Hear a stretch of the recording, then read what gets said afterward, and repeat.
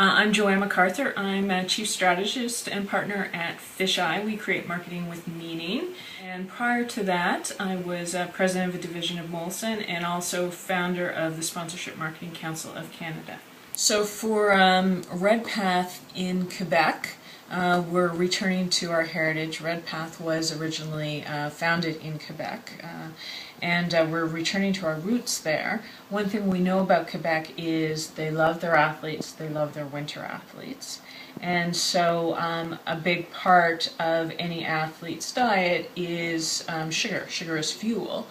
And so we have worked with CanFund in Quebec, and we're working with 4 winter athletes that are planning to go to Sochi, and we're working with them.